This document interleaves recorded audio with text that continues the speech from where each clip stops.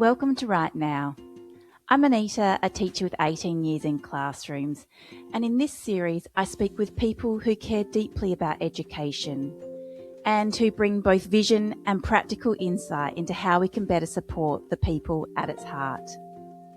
Today's guest is Amy Green.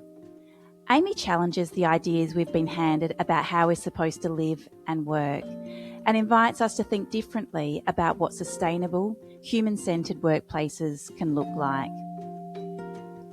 She is the author of Teacher Wellbeing and Wellbeing Leadership and the founder of the Wellness Strategy, a platform and podcast supporting educators to live and lead in ways that are more real, sustainable and human.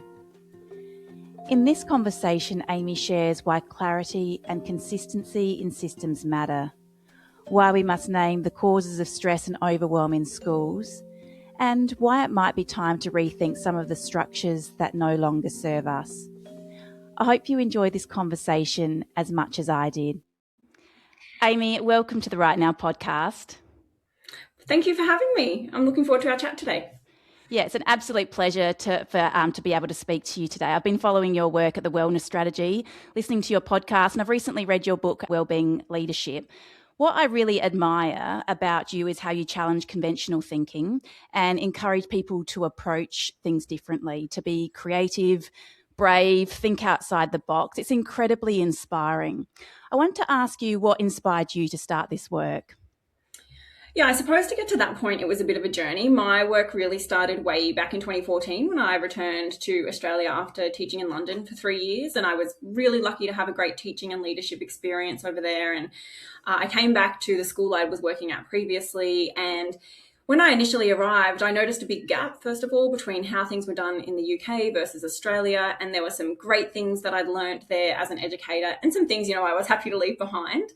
But what stood out was, upon returning after having a 3-year break from teaching in Australia, there had been a shift in terms of intensification around workload, student need, things adjusting in the curriculum space, and colleagues that I had worked with previously, leaders, team leaders that I had connected with, were saying to me, Amy, we just can't keep going. We don't know how you make it look easy. Like, what are the things you can teach us? How do we get our heads around it?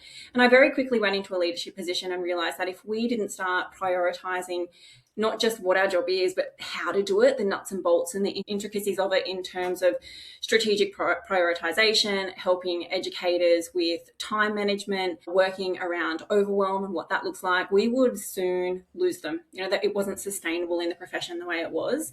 Now, that was 12 years ago, and I was told very quickly to set my sights on becoming a principal. That would never be an area of need. It would never be something schools would prioritize. And at that point in time, I wasn't talking about it through a wellbeing lens. That really wasn't language that we were using. We were starting to, scratch the surface in the student space around that, but not so much in the teacher or staff space at all. But I didn't let that go. I did pursue different leadership roles, but I also knew that within that, I could definitely look at how we made the job not necessarily easier, but perhaps less stressful by starting to rethink how we were doing things. In schools, we just love to do things the same way because it's the way we've always done them. We inherit these legacies of how we operationalize the job and do the bits and pieces. And we don't often create space to think about, does it serve us? Does it work? Does it still have impact? And so through my own role as an educator and a school leader, working with others, having burnout myself, I really started to take on the idea that we can't keep working in the same way if we want the job to be different. And that's really what opened my eyes to starting to get people to think differently about how it is we approach a job that really is great. I love the idea of thinking about the job and being able to have conversations, how things can be done differently. You do that so well. You say that when schools are designed well, we don't have to constantly recover from them. In the schools that you've seen that are designed well, what stands out? What's different? What are they doing really, really well? I think schools that are in the space of working to design how they operate well, they're continually coming back to, is what we're doing effective? Does it serve a purpose? And is it actually impactful for the bigger vision that we have? So we're not doing everything just because we think we should be doing it, or we used to do it like this 10 years ago, so we have to do it, or our parent community expects it.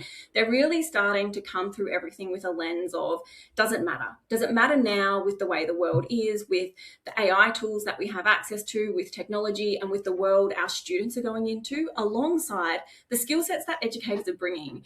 It's such a different role to be an educator right now. And so I think in schools where they're really starting to support the well-being of educators through how we work, they're starting to look at the job through a completely different lens, not just someone who delivers curriculum or does assessment in the same way, but really starting to ask, what does workload intensification look like? Where are our peaks and troughs? Where can we actually work smarter and mean it, and not just use that as a throwaway term and think, yeah, we work smart here, but still we're all on our emails at 9 p.m. and having to come in on weekends. It's really about addressing the underlying causes, not just symptoms, that might be impacting things like workload or well-being in their workplace.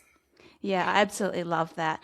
I think within the schools, a lot of teachers are feeling really like their work is challenging, and all they really want to see is feel is seen and heard and valued within their role. And we know that when people feel really valued, they stay. What do you notice in schools where teachers are feeling really, really valued? What's happening? I think there's a step back here to take. We often talk about people need to be seen, heard, and valued, and like they belong.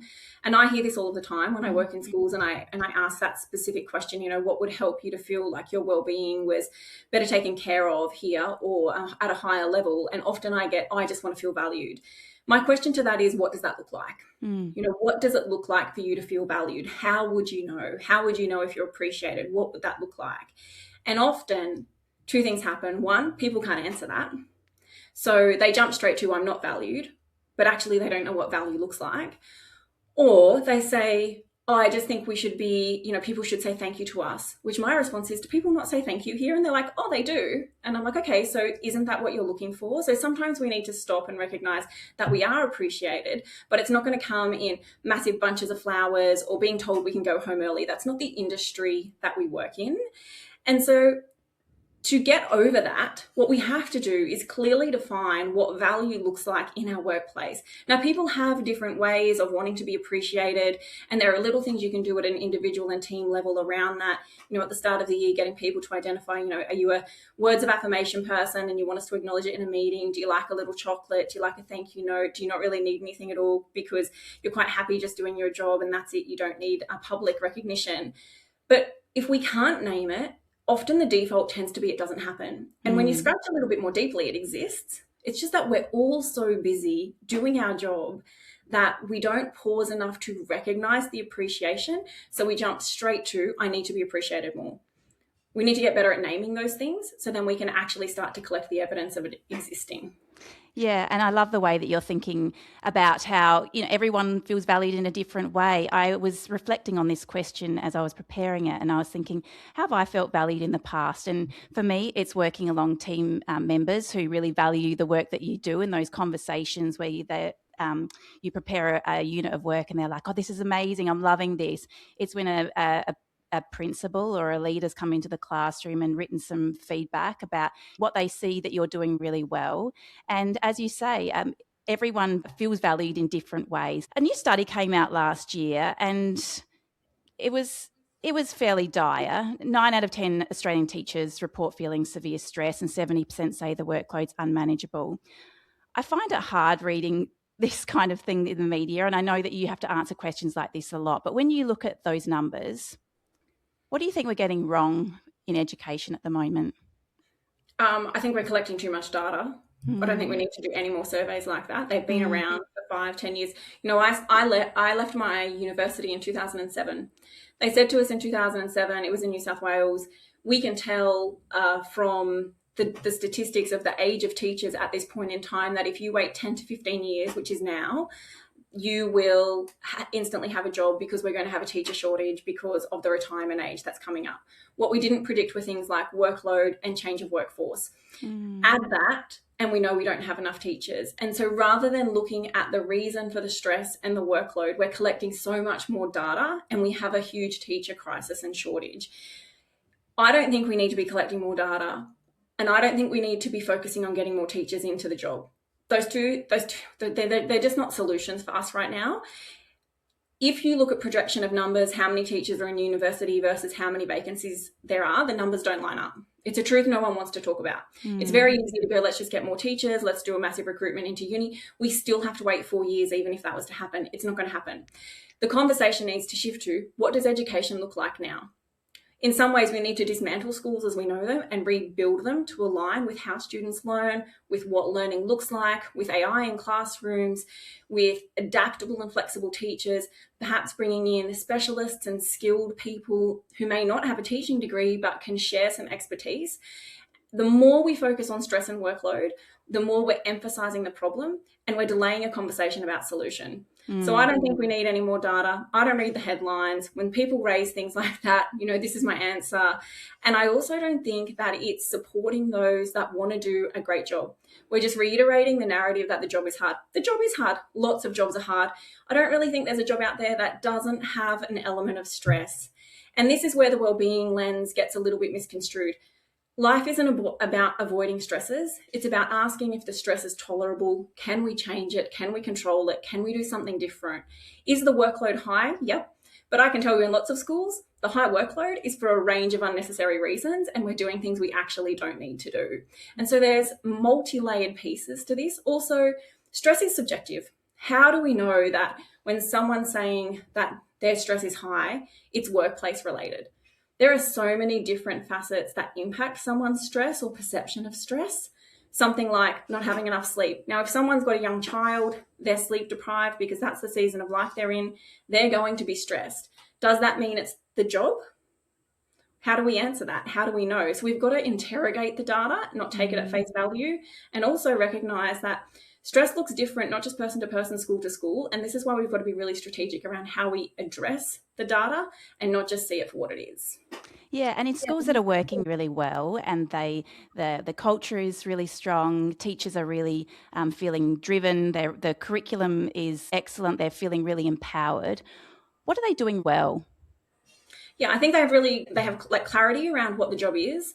So they're really clear on the things they need to do and things they don't need to do, where their time goes and where they don't need to invest their time and energy. They have clear systems about how things are done. Their calendar is tight. There's no last minute interruptions in things. They're planned in advance. Planning time is valued and prioritized and put into place. They get feedback on the work that they do. They're not living in a reactive cycle where, oh, this is happening and that is happening and let's have a meeting about that. They know exactly what to do. Everything is clear. Everything is done by process. Everything has reduced levels of stress because they've done the work to get to that point. And this is what is, again, missed when we're looking at building schools where wellbeing and culture is valued and prioritized. It's hard work. You've got to do the work to begin with. It's not just going to happen because you decide to put it on your AIP or strategic plan. There are years of work that happen prior to get it to the place of it being functional. I can think of a school leader I worked with, and she worked really hard to be able to organise her teaching timetable for her educators so that their non-contact could be done. That almost allowed them to have a day off a week as a team to come together, to plan, to resource, to collaborate, to moderate, to do all of the things that would allow them to be organised for the upcoming weeks. To get to that point, it took her 3 years of playing with staffing and looking at timetable constructs, pulling in different educators to do different things. That was a 3-year investment for the goal, and we just think it's going to happen overnight. It's not going to happen. Well, how inspiring, though, to look at your team and think, how can we get them working together more? How can we improve our curriculum? How can we have less planning the night before for the lesson the next day? How can we have more consistency across our team in what they are delivering within our classrooms? And as you say, it takes time and it takes vision as well. And it's just so incredibly heartening to hear of people that are doing such important things to make the workload of the staff much easier. And that is so challenging, to change timetables, to give people, as you say, a day off to whether to mark or to collaborate in teams, to plan for learning. What an amazing investment in time, though. Yeah, well, it's time, energy, and if we're having teachers who are planning their lessons the night before because they haven't had time to do it, as far as I'm concerned, that's not meeting our professional standards and that's not supporting our educators to teach. That's just not good for anyone. And it's a disservice to our students. That's actually unacceptable. We shouldn't be planning our lessons the night before. Absolutely not. And so if that's happening in your school environment, you've got to do some real work around conversations for teachers to be honest around what does planning look like. Accountability, not everyone's favorite word, but one of mine. We talk a lot about autonomy in the wellbeing space. Autonomy only works if accountability happens too. You can't have one or the other. It's about both. And we've also got to do the work to carve out the time. And the longer we avoid or think it's going to happen or think, gosh, we're just too busy, the further we're going to get into a space where we can't get out. And this is what thinking differently is all about. We can stay where we are and it's not going to get better. We're going to end up in a really, really unfortunate place, or we can do the work now to get out. And what I do know to be true is that the system is not going to do it for you. You can't sit around waiting for someone to wave a magic wand and all of a sudden, every school gets an extra 50 teachers and we're going to be overstaffed and it'll be great, or we're going to have more time and students aren't going to have to be at school for a day. Like, it's just not going to happen. So get creative with what you can do, and I'm pretty sure you can do more than you think. Yeah, it's so true. I think as well, every educator I've ever worked with is incredibly diligent. Their work is planned in advance. They really care about students being engaged. They really care about the quality of the education that they are providing for their students. A lot of people I'm speaking to now talk about the toll that the job takes on their nervous system, really complex classes. There's a lot going on in education at the moment. From your perspective, what actually helps at both the individual and structural level? Yeah, I think there are two conversations here. One is the way the curriculum designed and what we view as what school should be for a student is outdated. It's not about getting students to perform on exams or assessments. That suits a very certain type of person. And now with the complex needs and diversity of people coming into our classrooms, which is great because we have more language to support those who need it, the way the school system is designed isn't actually supportive of that. And so when we talk about doing school differently, it's for our students, but it is also for our staff, because they're fighting a battle essentially that puts their nervous system in a place of fight or flight, because they're trying to do something that doesn't actually support the little people that they're working with. And so we're not going to get alignment of wellbeing of educators if we're continually operating under a model that doesn't support our students. We need to pull back for both reasons and redesign what curriculum looks like. Now, there are great schools out there that understand our curriculum in Australia here is very open in terms of how we interpret it and work with it. But then there are extremes where we see our content descriptors as a checklist and everything has to be done in isolation. They don't go together. As an individual around nervous system work, it is a very long-term piece of work to dive into if you want to be able to understand how you're feeling. And I would think that most educators went to school at a time where we didn't get taught around things about emotional regulation, emotional health, nervous system work, and the intricacies of that. We are better with our students and young children now because we have more awareness, but we need to take some personal responsibility to learn about what that means for us. And if we're doing things like having lack of sleep, getting up and downing a coffee, starting our day feeling rushed, entering a classroom unplanned, we maybe haven't got our resources, we're walking in the door with the students, we're already dysregulated. Any student that doesn't appear to fit the way we want our classroom to operate is going to amplify that. And so we have to learn how to calm ourselves before we can expect our students to be calm. I've seen you speak about non-negotiables and micro moments in regards to individual wellbeing. Can you talk to those, please? Yeah, I mean, non-negotiables for people are what I call the foundations. Like, what are your foundations of wellness that support you? Is it knowing that you need 8 hours sleep each night, non-negotiable? Is it that you have to get out for some type of movement in the morning? Is it that you have to take a lunch break in silence on your own because you need to reset your nervous system in the middle of the day? Is it that you have a non-negotiable around foods that you eat because you know that the nutrition you put into your body impacts your cognitive function? This is how well-being and work and workload go together, and often we don't pause to think about these things. Is it non-negotiable that you don't have email on your phone?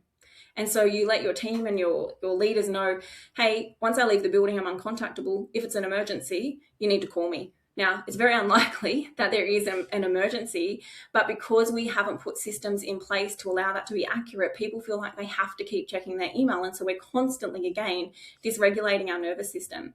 We need non-negotiables personally for us around the foundations, but we need non-negotiables in work. So for me, one of my non-negotiables was, if I'm leaving on a Friday afternoon, every single thing for the following week has to be planned, organized, photocopied, ready to go, which meant my team, if we were doing shared planning, had to be on top of that for me. I don't want Wednesday's worksheet handed to me on Wednesday morning. That's not going to work. So you need to know what your non-negotiables are and work it out with your team as well. And this is system, process, and accountability coming into play to support that too. Yeah, absolutely. And the micro moments, can you talk to that a little bit as well? Yeah, so micro moments come out of the idea of rest, and we've been sold this message that rest is very much a reward, something that you've got to earn. It can only happen at the end of the day once everything's done. 8 p.m. we crash on the couch and binge watch TV for 2 hours, or we don't even get to do that. We wait until the weekend or holidays. And micro moments teaches us that somewhere between 1 to 5 minutes multiple times a day is what we should be doing to help regulate and reset our nervous system and our energy. We are in some ways completely depleting our energetic, emotional, and physical capacity, and thinking that the binge watching is going to get us back to our point of ready, set, go for the next day again, and it just doesn't. And so we've got to get better at recharging ourselves continuously. So it could look like, before you go into work, you take 2 minutes in your car to do some deep breathing and just reset before you enter. It could look like, in between lessons, taking a moment just to go outside and stand in the sunlight. It could look like making sure that in your breaks you actually move away from your screen or your phone, you close your eyes, and you get some sensory rest. There are lots of different ways to do it, and you can do it with your students as well. Yeah, they're excellent. They're excellent ideas. And, I love the way that you say it has to be intentional, but we also have a personal responsibility as well to work out what works for us. I know in my classroom now, I feel like the morning is really, really important to me. So taking some deep breaths, arriving into the classroom, that morning time where you connect with each child, say their name, eye contact, but then also either at recess or lunch, depending on whether I've got a duty, I'll often take time to walk out of the school or go for a walk with somebody. But I never used to do that, and I would just start the day and I'd get to the end of the day and I would feel like I hadn't even taken a breath. So I love the way that, those micro moments are just so intentional and really, really personal. I'm seeing a lot of people that I respect deeply who are excellent educators, who are really reassessing their place in the profession. And I think it's fair to pause and ask what needs rebalancing. What do you think the friction points are right now? I think there are so many friction points. I think probably one of the points that comes into this space is that we're in a place right now where people aren't going to stay in the same career for their whole life. And so when people are saying they're choosing to maybe undertake a different career, we instantly think that's a bad thing. I don't necessarily think it is. I mean, why are we thinking that we have to stay in one job forever and that's the goal for life? What we know about young people coming into the workforce is that they are going to be quite transient in career, and they're going to change jobs frequently. And so they could have somewhere between 5 and 7 jobs in their lifetime, or different careers. My youngest brother isn't even 30. He's on his second career, second degree. He did a double degree in engineering and mathematics, and now he's going to be a maths teacher. This is just what we're seeing. And so I think this is part of the challenge in schools. We can't simply think that because the profession is becoming more transient with people leaving, that it's necessarily a negative, even though there are workload factors, which I'll touch on in a moment. We have to be open to the idea that we're going to have different people coming in and out of the profession nowadays, because that's just how it is. And so alongside that, what we have to get better at balancing is actually how the job is done in a way that's consistent, not just in a school level. And sometimes in schools, consistency across classrooms, teachers in the same year level, right through to faculties or the year levels across the school doesn't exist yet. We have to streamline that better, because we're going to have people coming and going, and they need to be able to pick up and know what their job is. We also need better consistency across systems and across states, across systems in states, All of these things I think need to be readdressed and relooked at, whether it's from things like pay scales to long service leave to pedagogical approaches, because every time someone steps into a school and we're asking questions about how do we do that here and what does that look like, and our answer is you have to go and speak to so-and-so, but so-and-so might have left, we're losing corporate knowledge and we can't rely on that. So I think the biggest issue around making schools sustainable is not that it's not necessarily just retention, and I know that's a really important piece, but it's also about clarity around how we do things here and making that visible. Because if that is certain, then retention might increase, and it means when we get people come in, they know how to do the job. Because when you look at some of the statistics around new teachers leaving the profession in the first 5 years, which is not a new stat, it's been around for about 20 years, what actually happens underneath that are things like not feeling supported, which means they're just trying to figure the job out the best they can because those systems, processes, and clarity aren't there. Workload's too high because they're left doing it on their own. There isn't clarity around it. There isn't work done from years before that they can pick up and use. There isn't someone leading them. And there are just too many discrepancies in how the job's actually done that they don't know what to do. And so it's a very multifaceted piece. When we say, oh, people are leaving, we should try and keep them, I understand that. But there's also a piece around, but the workforce is changing and we have to be ready for it. And that consistency in curriculum, the clarity in curriculum, leads to more stability and more quality. I do feel that that is really, really important. As you say, the processes need to be really clear.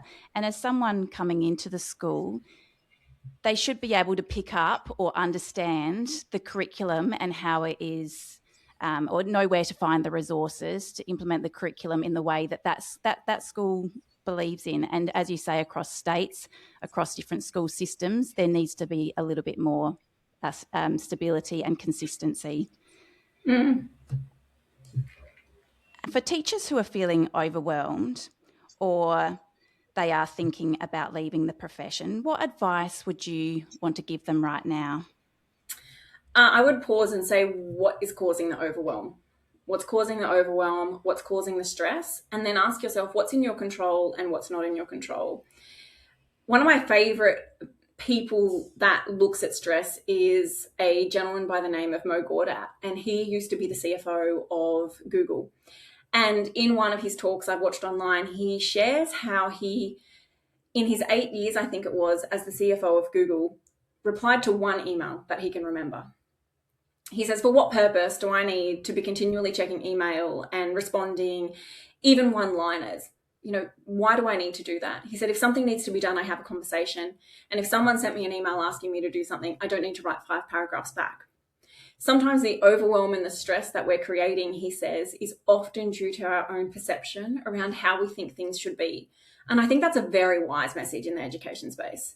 You know, as an educator, I reflect back to my early years, and I was someone that would stay quite late most days to do things like make sure all the library books in my class library were ordered. My books were in bundles, ready to go, organised in student name. Pencils were sharpened.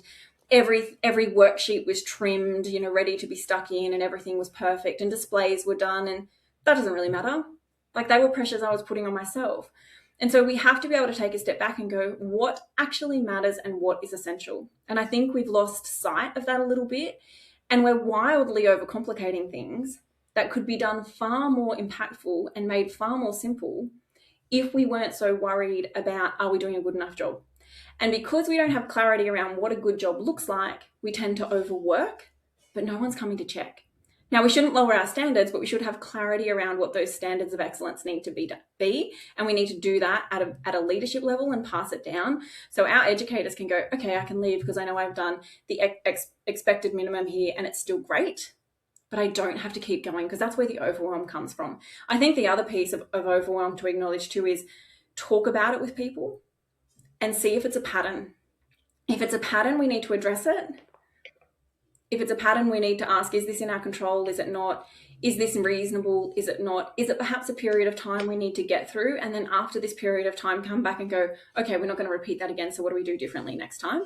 Or is it perhaps an individual thing? And maybe this person is a new teacher, they're teaching a new subject, they're feeling overwhelmed because they haven't yet built the competence. If we think about self-determination theory, having autonomy, having competence, having relatedness, it's pretty normal to be teaching something brand new, a new subject at a new school, a new year level, and to feel overwhelmed because you're trying to figure it out. It's not a bad thing. It's just asking, how long do we expect people to stay in that? And are we making sure there are things alongside it to build their competence, to support their autonomy, and so they feel related and not alone when they tackle those things?